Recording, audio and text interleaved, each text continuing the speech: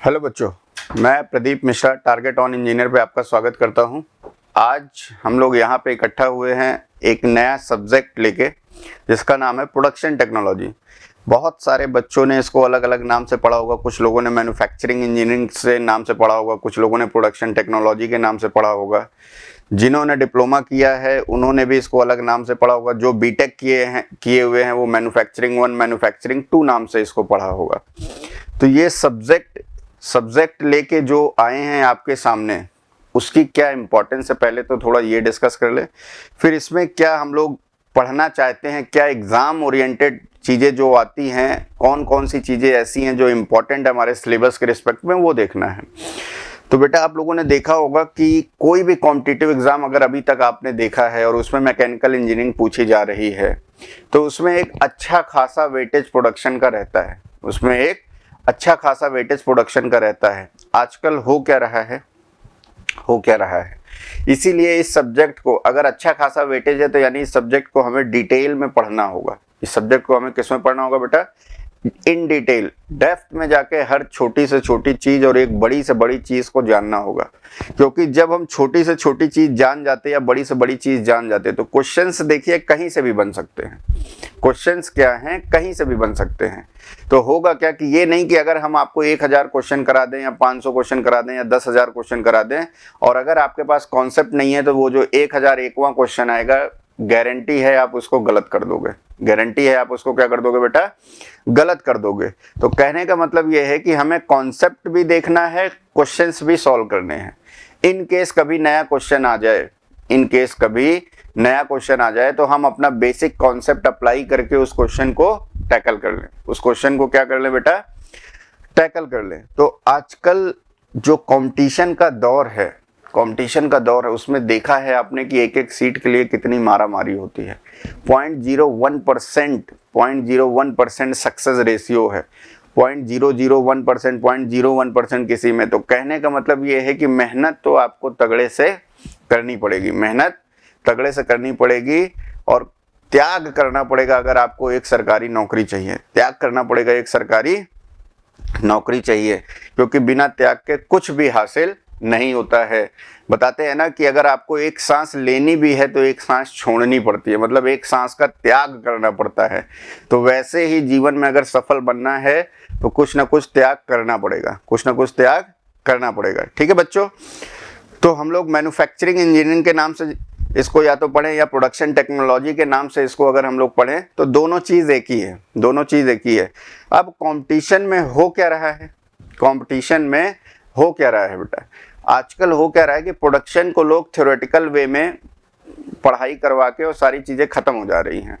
मतलब प्रोडक्शन मतलब या मटेरियल साइंस मतलब ही दिमाग में आता है थ्योरी, और सोम मतलब मैकेनिक्स मतलब मशीन डिज़ाइन मतलब आता है न्यूमेरिकल। तो बच्चे भी उसी ढर्रे पे पढ़ाई करते हुए जाते हैं। उसके खूब न्यूमेरिकल सॉल्व करके जाएंगे, इसकी खूब थ्योरी पढ़ के जाते हैं।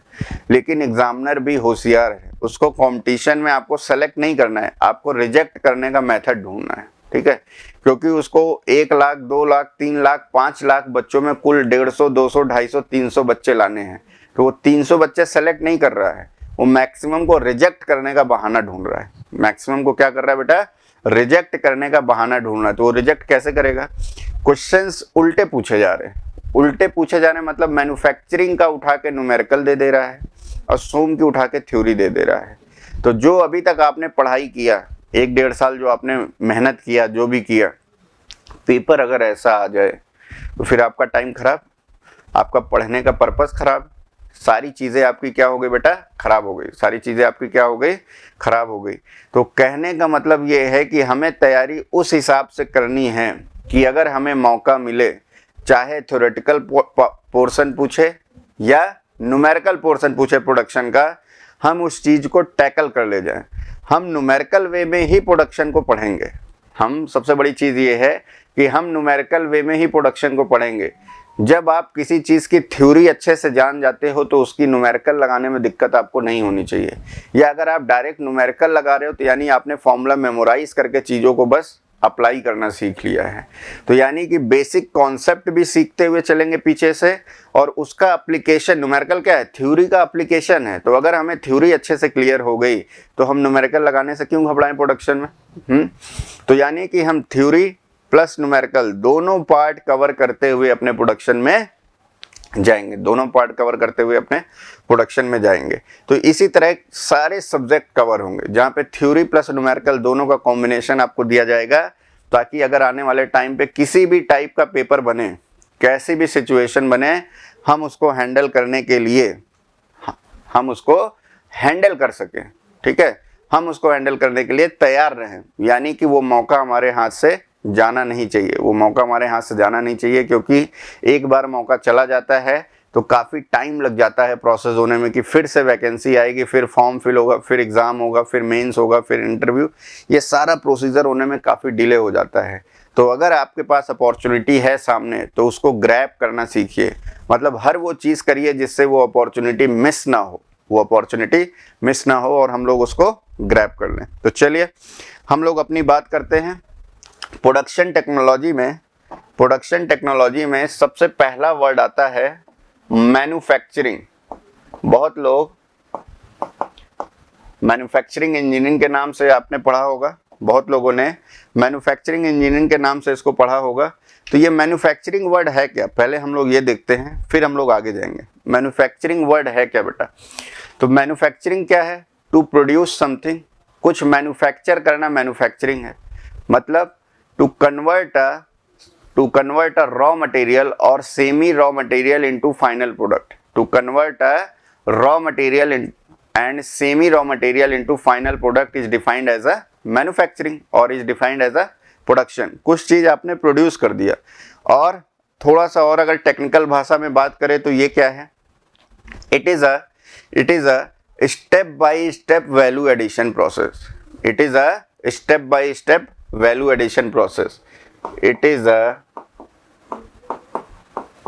step by step value addition process.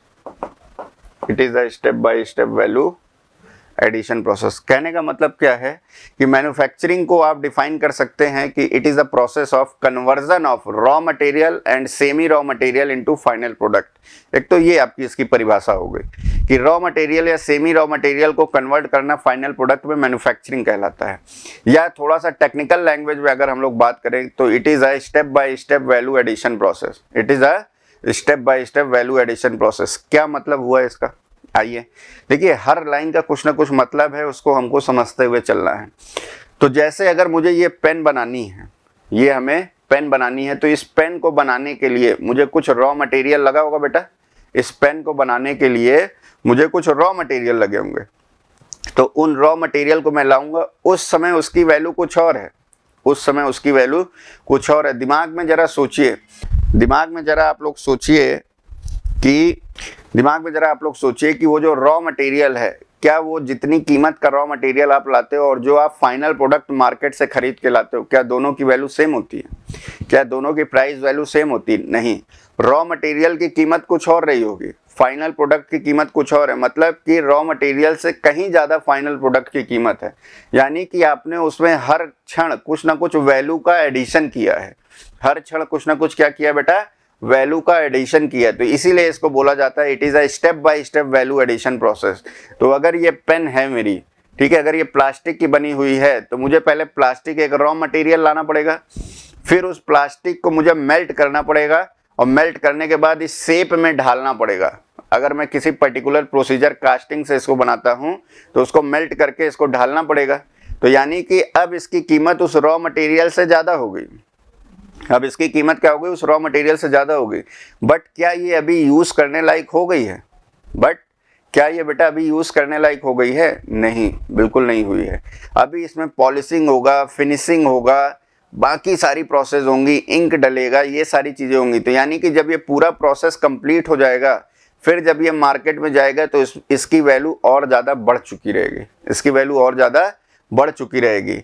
तो मतलब ये है कि ये पहली चीज तो ये जो पहली डेफिनेशन थी कि रॉ मटेरियल से फाइनल प्रोडक्ट को हमने प्रोड्यूस कर दिया, फाइनल प्रोडक्ट को प्रोड्यूस कर दिया, वही मैन्युफैक्चरिंग है। और आपने देखा कि इसमें step by step value add होती जा रही है, मतलब जिस कीमत का रॉ मटेरियल था उससे कहीं ज्यादा कीमत का हमारा फाइनल प्रोडक्ट है, उससे कहीं ज्यादा कीमत का क्या है बेटा, फाइनल प्रोडक्ट है।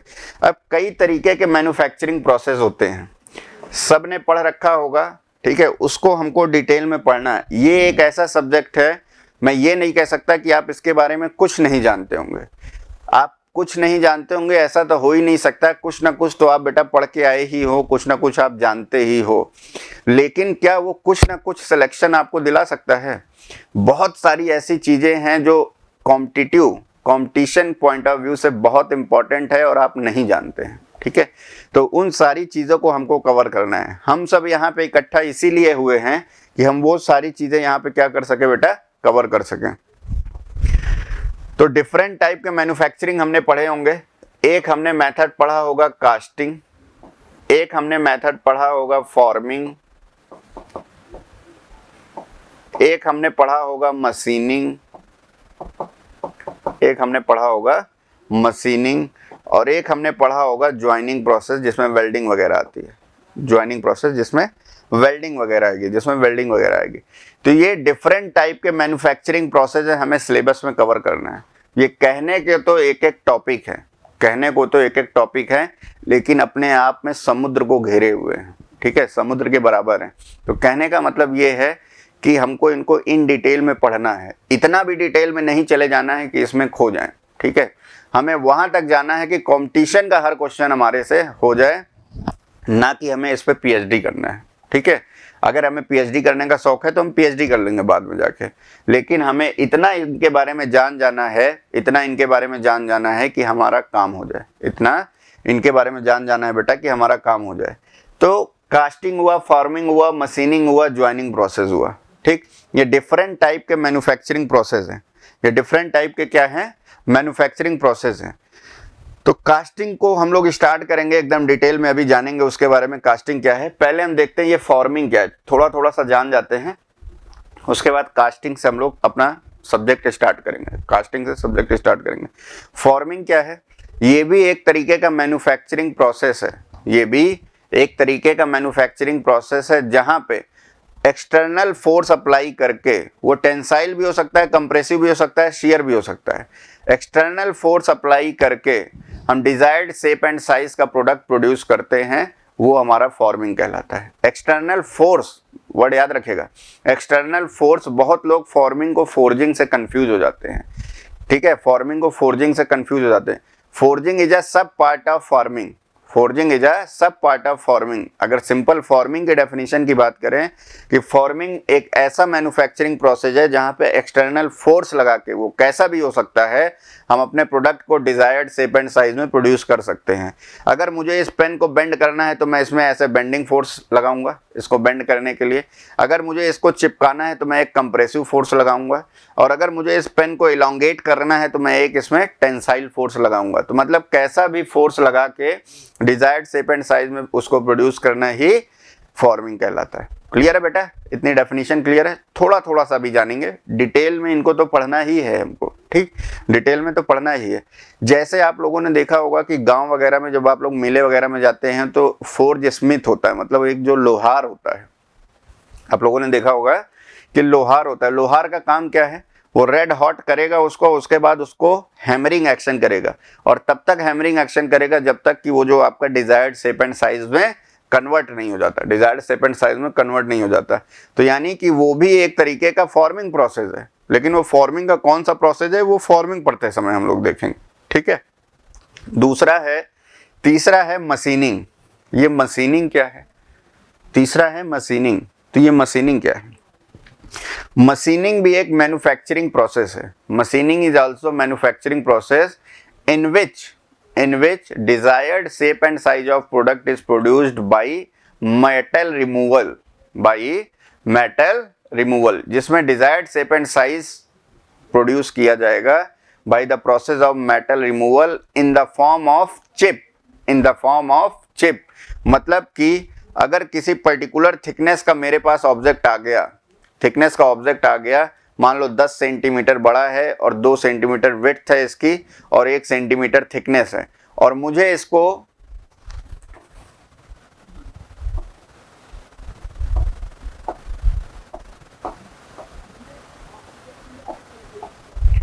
कुछ ऐसा ऑब्जेक्ट है, ये मान लो 15 सेंटीमीटर है, ये है हमारा 4 सेंटीमीटर, ये हमारा 3 सेंटीमीटर, ये हमारा 3 सेंटीमीटर। और हमें जो डिजायर्ड ऑब्जेक्ट चाहिए, हमें जो बेटा डिजायर्ड ऑब्जेक्ट चाहिए, हमें जो डिजायर्ड ऑब्जेक्ट चाहिए वो चाहिए 13 सेंटीमीटर का, वो चाहिए 3 सेंटीमीटर का, वो चाहिए 2 सेंटीमीटर का। हमें जो डिजायर्ड ऑब्जेक्ट चाहिए वो चाहिए 15 सेंटीमीटर का, 3 सेंटीमीटर का, 2 सेंटीमीटर का। तो ये हमारा प्रीवियस ऑब्जेक्ट था, ये हमारा क्या था बेटा, प्रीवियस ऑब्जेक्ट था। अब इससे कन्वर्ट करके हमको ये ले आना है, इससे कन्वर्ट करके हमको क्या लाना है, इस ऑब्जेक्ट को लाना है। तो होगा क्या, हम क्या करेंगे, इधर से कुछ मटेरियल रिमूव करेंगे और तब तक रिमूव करेंगे जब तक ये 4 सेंटीमीटर 3 सेंटीमीटर में कन्वर्ट ना हो जाए। कुछ ऊपर वाले सरफेस से मटेरियल को रिमूव करेंगे और तब तक रिमूव करेंगे जब तक 3 सेंटीमीटर 2 सेंटीमीटर के बराबर ना हो जाए। और ये चौड़ाई की तरफ, ये 15 सेंटीमीटर को हमें 3 सेंटीमीटर करना है, तो यानी इस वाले सरफेस को मशीन करना पड़ेगा। इस वाले सरफेस को क्या करना पड़ेगा, मशीन करना पड़ेगा। मशीन आप दोनों तरफ से भी कर सकते हो और एक तरफ से भी कर सकते हो। और तब तक करेंगे जब तक desired shape and size of product आपका प्रोड्यूस ना हो जाए। तो मशीनिंग क्या है बेटा, मशीनिंग में डिजायर्ड शेप एंड साइज आपका प्रोड्यूस किया जाता है by the help of material removal या मेटल रिमूवल के कारण। और मेटल रिमूव कैसे होता है उसमें, in the form of chip, in the form of chip. आप लोगों ने देखा होगा, जैसे अगर आप कभी वर्कशॉप गए हो या डिप्लोमा या बीटेक के दौरान आप अगर लैब में गए हो तो वहां पे आप लोगों ने लेथ मशीनिंग किया होगा, वहां पे आपने बेटा लेथ मशीनिंग किया होगा। वहां डिफरेंट टाइप के आपने ऑपरेशन परफॉर्म किए होंगे, वहां टर्निंग किया होगा, वहां पे आपने टेपर टर्निंग किया होगा, वहां पे चैम्फरिंग किया होगा, वहां पे शोल्डर कट किया होगा, वहां नर्लिंग किया होगा, फेसिंग किया होगा। मतलब ये सारी चीजें आपने वहां पे की होंगी, ये सारी चीजें वहां पे आपने की होंगी। तो वो सारे मशीनिंग प्रोसेस हैं जो किसी ऑब्जेक्ट पे परफॉर्म किए जाते हैं। तो वहां आप लोगों ने देखा होगा कि एक सिंगल पॉइंट कटिंग टूल लेके वर्कपीस पे ऐसे लगाते हैं, वर्कपीस ऐसे रोटेट हो रहा होता है, वर्कपीस ऐसे सर्कुलर मोशन में रोटेट होगा और मटेरियल रिमूवल प्रोसेस हमारा चलता रहेगा इन फॉर्म ऑफ चिप। वो चिप नीचे ट्रे में इकट्ठा हो जाती है, फिर उसको हम लोग बाहर की तरफ रिमूव कर देते हैं। सारी चीज़ें हम लोग उसमें भी डिटेल में पढ़ेंगे कि चिप कितना हीट कैरी करके जाता है, कितने टाइप के फोर्स लगते हैं, कौन ऑर्थोगोनल कटिंग होता है, कौन ऑब्लिक कटिंग होता है। हर चीज़ डिटेल में जानना जरूरी है, हर चीज़ को डिटेल में जानना जरूरी है, क्योंकि क्वेश्चंस बहुत आते हैं, क्वेश्चंस बहुत आते हैं। कौन सी मैकेनिज्म लगती है शेयरिंग मैकेनिज्म की, जिसके कारण चिप हमारा फॉर्म होता है, शेयरिंग स्ट्रेन रेट क्या होता है, उसकी मिनिमम वैल्यू कितनी हो सकती है, कौन कौन सी वेलोसिटीज कितना होता है, कटिंग वेलोसिटी क्या है, चिप की वेलोसिटी क्या है, शेयर वेलोसिटी क्या है, तीनों के बीच में रिलेशन क्या है, हर चीज़ मशीनिंग में जानेंगे, क्योंकि क्वेश्चंस बहुत ज़्यादा आते हैं उसमें। तो डिटेल में पढ़ेंगे हम लोग मशीनिंग में। डिफरेंट टाइप के रेक एंगल आप लोगों ने सुने होंगे, बैक रेक एंगल क्या है, साइड रेक एंगल क्या है, नॉर्मल रेक एंगल क्या है, ठीक है, रेक फेस क्या होता है, ऑर्थोगोनल फेस क्या है, रिलीफ फेस क्या है, साइड कटिंग एज एंगल क्या है, एंड कटिंग एज एंगल क्या है, टूल की ज्योमेट्री के बारे में एवरीथिंग वन टू ऑल चीजें हम लोग जानेंगे, वन टू ऑल, ठीक है। क्यों, क्योंकि जब जानेंगे तभी क्वेश्चंस हम लोग कर पाएंगे, जब जानेंगे तभी क्वेश्चंस हम लोग कर पाएंगे। तो मशीनिंग में बेटा, फॉर्मिंग में एक्सटर्नल अप्लाइड फोर्स आप लोग अप्लाई करते हैं, एक्सटर्नल अप्लाई फोर्स अप्लाई करने के बाद उसको डिजायर्ड शेप एंड साइज में प्रोड्यूस करते हैं इन फॉर्मिंग, ठीक। मशीनिंग में क्या है कि मटेरियल को रिमूव करके अपने ऑब्जेक्ट को डिजायर्ड शेप एंड साइज में ले आते हैं, और जो मटेरियल का रिमूवल होता है वो in the form of chip होता है। जो मटेरियल का रिमूवल होगा वो किस फॉर्म में होगा बेटा, in the form of chip होगा, ठीक है। और नेक्स्ट है हमारा ज्वाइनिंग। नेक्स्ट हमारा क्या है, ज्वाइनिंग। ज्वाइनिंग आप लोगों ने देखा होगा, ज्वाइनिंग इन द केस मतलब सिंपल, अगर मैन्युफैक्चरिंग में जो हमें पढ़ना है ज्वाइनिंग प्रोसेस, वो है वेल्डिंग। मैन्युफैक्चरिंग के अंदर जो हमें पढ़ना है वो है वेल्डिंग। ज्वाइन, किसी भी दो ऑब्जेक्ट को ज्वाइन आप बहुत तरीके से कर सकते हो, नट बोल्ट से भी क्लैंप कर सकते हो, ठीक है, नट बोल्ट की लगा के उसको जोड़ सकते हो, तो वो जो नट बोल्ट वाला पार्ट है, जो की वाला पार्ट है, ये सब मशीन डिजाइन का पार्ट है। ये सब क्या है बेटा? मशीन डिजाइन का पार्ट है। यहाँ पे अगर हमें ज्वाइनिंग प्रोसेस जो पढ़ना है वो मेनली पढ़ना क्या है? वेल्डिंग पढ़ना है। क्या पढ़ना है? वेल्डिंग पढ़ना है। तो वेल्डिंग क्या है? वेल्डिंग सब ने देखा होगा, सबने देखा होगा, बहुत लोगों ने वेल्डिंग के बारे में प्रैक्टिकल भी किया होगा, बहुत लोगों ने वेल्डिंग के बारे में प्रैक्टिकल भी किया होगा। तो वेल्डिंग है क्या? वेल्डिंग एक ज्वाइनिंग प्रोसेस है जिसमें हम लोग हीट या प्रेशर या दोनों, ठीक है, वेल्डिंग एक ज्वाइनिंग प्रोसेस है जिसमें हम लोग दो ऑब्जेक्ट को ज्वाइन करते हैं। वो सेम ऑब्जेक्ट भी हो सकते हैं, डिफरेंट ऑब्जेक्ट भी हो सकते हैं, कुछ भी हो सकता है, ठीक है, कुछ भी हो सकता है। अलग अलग टाइप की वेल्डिंग होती है, अलग अलग टाइप की वेल्डिंग होती है। और मैंने एक और लाइन बोली इसमें कि हीट एंड प्रेशर का यूज़ किया जाता है। किसी प्रोसेस में केवल हीट से ही काम हो जाएगा, जैसे आर्क वेल्डिंग, गैस वेल्डिंग है जहाँ पे हमारा हीट का काम हो जाएगा। कहीं कहीं पे हीट और प्रेशर दोनों ज़रूरत है, जैसे रेजिस्टेंस वेल्डिंग के बारे में हम लोग जानेंगे जब दो वर्क पीस को इलेक्ट्रोड, रेजिस्टेंस वेल्डिंग में अगर कोई हमें वर्क पीस को ज्वाइन करना है किसी पर्टिकुलर उस पे, तो हम लोग इलेक्ट्रोड की सहायता लेते हैं जहाँ से करंट हमारा फ्लो होगा और जहाँ पे ये ज्वाइन होना है वहाँ पे एक हीट जनरेट होगा ऐसे। तो इलेक्ट्रोड की सहायता से हम लोग प्रेशर भी अप्लाई करते हैं, इलेक्ट्रोड की सहायता से हम लोग प्रेशर भी अप्लाई करते हैं और ये जो हीट जनरेट हो रहा है, मतलब रेजिस्टेंस वेल्डिंग ऐसा प्रोसेस है जहाँ पे जहाँ पे प्रेशर और हीट का दोनों जगह पे यूटिलाइजेशन हो रहा है, ठीक है।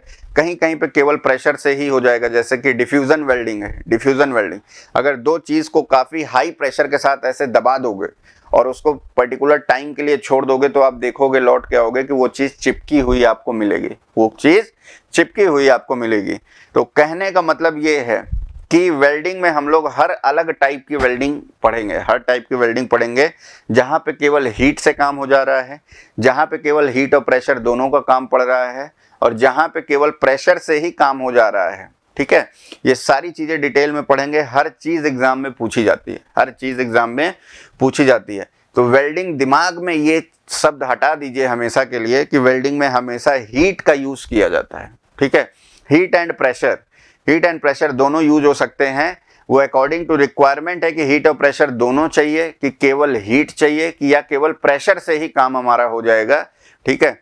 और दूसरी चीज़ ये दिमाग से निकाल दीजिए कि दो केवल उन्हीं मटेरियल को ज्वाइन किया जा सकता है, बेस मेटल को, जो सेम मटेरियल से बने होंगे, या दो वर्क पीस वही ज्वाइन हो सकते हैं जो सेम मटेरियल से बने होंगे। अलग अलग मटेरियल से भी अगर बने हैं तो इनको हम लोग ज्वाइन कर सकते हैं। इसके लिए हम लोग अलग प्रोसीजर अपनाते हैं, जैसे आप लोगों ने नाम सुना होगा सोल्डरिंग ब्रेजिंग। अगर ये अलग अलग मटेरियल से बने हुए हैं तो यानी इनका मेल्टिंग पॉइंट अलग अलग है, इनका मेल्टिंग पॉइंट क्या है? अलग अलग है। तो एक ऐसा मटेरियल लाएंगे, उसको मेल्ट करके इनके बीच में डाल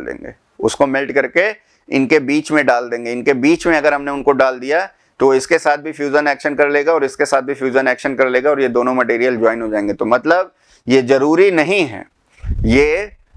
नहीं है कि दोनों मटेरियल क्या हो जाए बेटा? सेम हो जाए। दोनों मटेरियल क्या हो?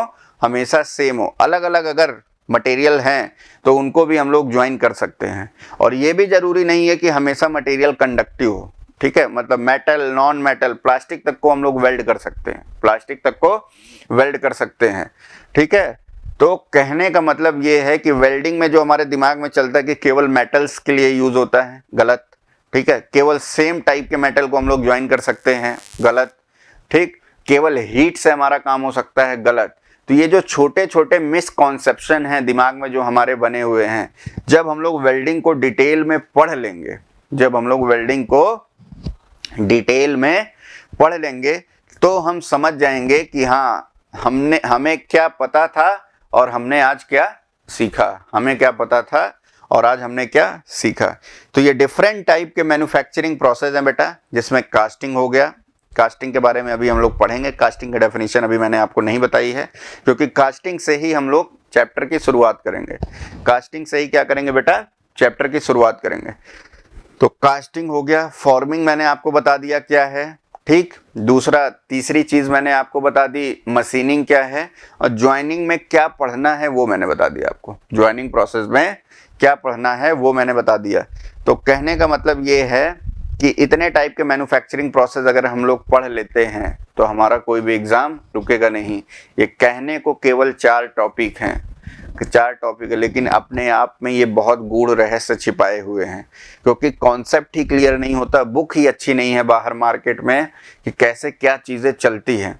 और अगर बुक अच्छी नहीं है मार्केट में और कैसे क्या चीज़ें चलेंगी, ठीक है, तो फिर एग्ज़ाम कैसे निकलेगा। तो हम आपके लिए इसीलिए आए हैं कि समय कम है, समय की डिमांड ये है कि आप जितना जल्दी हो सके कोर्स को कंप्लीट करके कंपटीशन की धारा में आ जाएं, कंपटीशन की बेटा धारा में आ जाए। क्योंकि जब तक आपका कोर्स या सिलेबस कंप्लीट नहीं होगा, आपके जो भी सब्जेक्ट हैं, यही सब्जेक्ट नहीं, जितने भी सब्जेक्ट हैं, जब तक वो कंप्लीट नहीं होंगे आप कंपटीशन की धारा में नहीं आएंगे। तो जल्दी से जल्दी हमें अपने कोर्स को भी कंप्लीट करना है। जल्दी का मतलब ये नहीं कि बहुत दौड़ा के हमने सिलेबस कवर कर दिया या सारी चीज़ें कर दी। कहने का मतलब ये है कि समझाते हुए, बेसिक कॉन्सेप्ट्स को लेते हुए हमें आगे बढ़ना है और ऐसी पढ़ाई करनी है कि अगर कोई भी अपॉर्चुनिटी हमारे सामने आती है, अगर कोई भी अपॉर्चुनिटी हमारे सामने आती है तो बिना उसको लिए हम लोग जाएंगे नहीं। और एक बार अगर आपकी तैयारी हो गई, बेटा, तो लाइन से एग्ज़ाम निकल जाते हैं, लाइन से एग्ज़ाम। 3-4 गवर्नमेंट जॉब आप निकालोगे और 3-4 गवर्नमेंट जॉब जब आप निकाल लोगे तो आप सेलेक्ट करोगे कौन सी हमें जाना है और किस में नहीं जाना है। तो वो तभी पॉसिबल है जब हम चीज़ों को डिटेल में पढ़ लेंगे, ठीक है।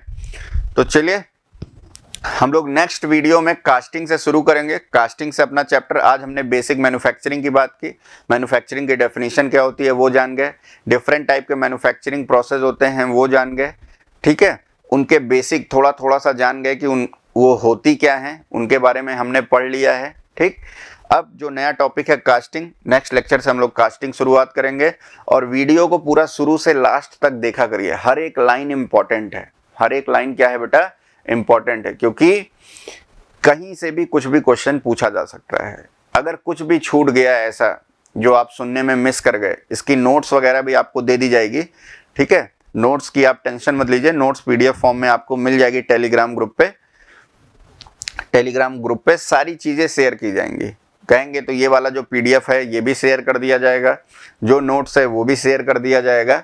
तो उसकी टेंशन नहीं है, टेंशन केवल और केवल आपको अपनी पढ़ाई की लेना है, ठीक है, कि हमारे साथ जुड़ के जम के आप पढ़ाई करिए, बाकी पूरा का पूरा सहयोग हमारा आपके साथ रहेगा। तो नेक्स्ट लेक्चर में हम लोग मिलते हैं कास्टिंग के साथ, ठीक। Okay, thank you.